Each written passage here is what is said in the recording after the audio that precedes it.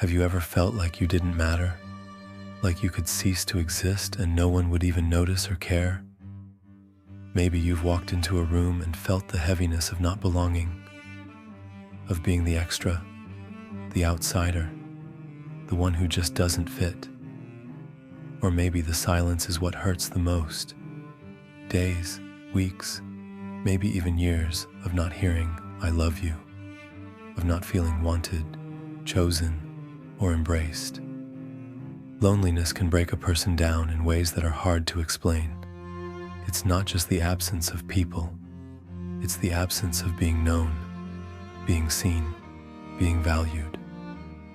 And when that loneliness turns into a sense of being unloved, or worse, unwanted, it begins to rot something deep inside us.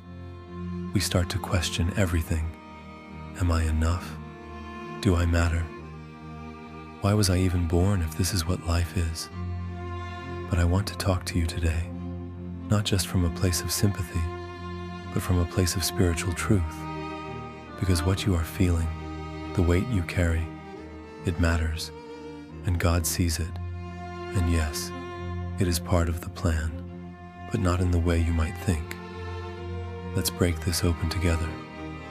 When a person feels unwanted, they begin to internalize a lie, that they are disposable, that love is earned, that affection is conditional, that they have to chase people, prove their worth, or shrink themselves just to be noticed. And when you feel unloved long enough, you start to become someone you were never meant to be. You lose your voice. You doubt your calling. You silence your dreams. You settle for crumbs of affection when you were created to feast at the table of love. But here's where I need you to listen closely. You were never unwanted by God. You were never unloved in His eyes. And no matter who failed to show up for you, God never left your side.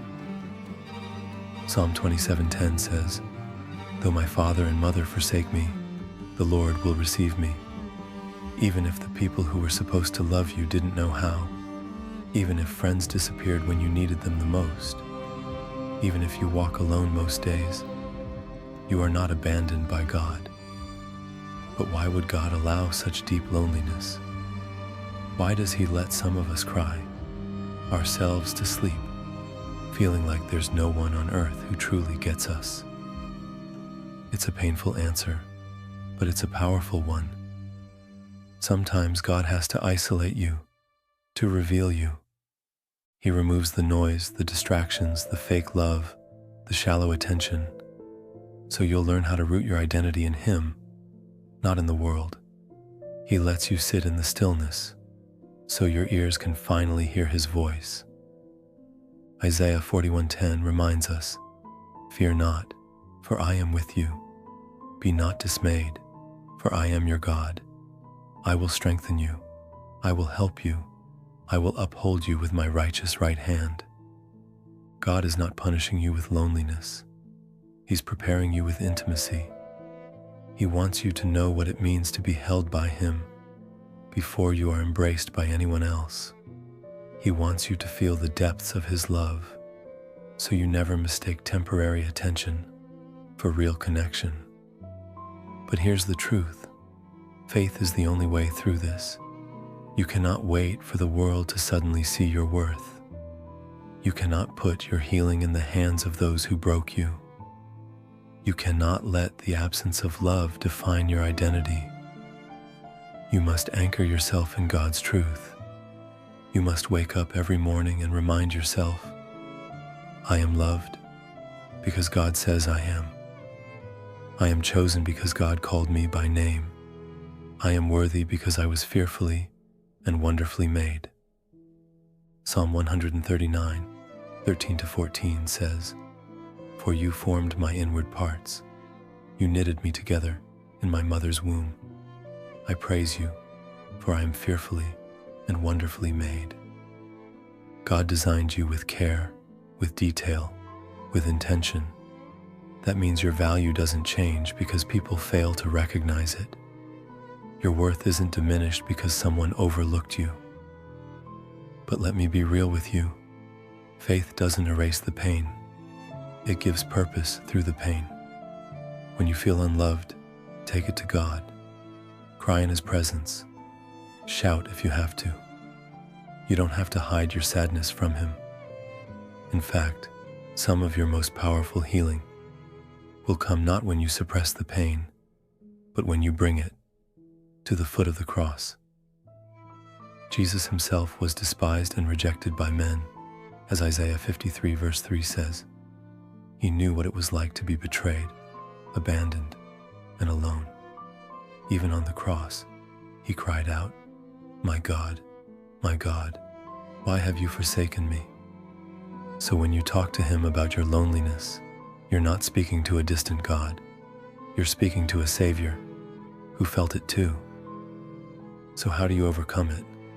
Not by forcing people to love you, not by earning their attention, but by becoming whole in God. You begin the journey of healing by spending real time with Him, by filling your mind with His Word, by reminding yourself daily, I am already loved. You overcome loneliness by leaning into God until His voice becomes louder than your doubt. You surround yourself with His promises.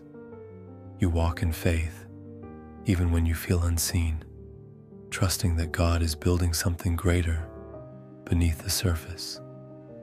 Romans 8:28 tells us, "And we know that in all things, God works for the good of those who love Him, who have been called according to His purpose." This pain, it's not pointless. It's not wasted. It's working something in you that comfort never could. It's drawing you into the arms of God in a way nothing else ever would. Let this be your turning point. You are not unloved. You are not unwanted. You are becoming someone stronger, deeper, wiser, more rooted in truth. And one day, when the right people come, when God opens the doors of community and connection, you'll no longer need them to prove your worth. You'll already know who you are. You'll be able to love without begging for love in return. You'll be able to give, not from emptiness, but from overflow. You'll be whole, because God made you whole. So hold on. Keep going. And remember, you are deeply loved by the one who created love itself, and He is not finished with your story yet.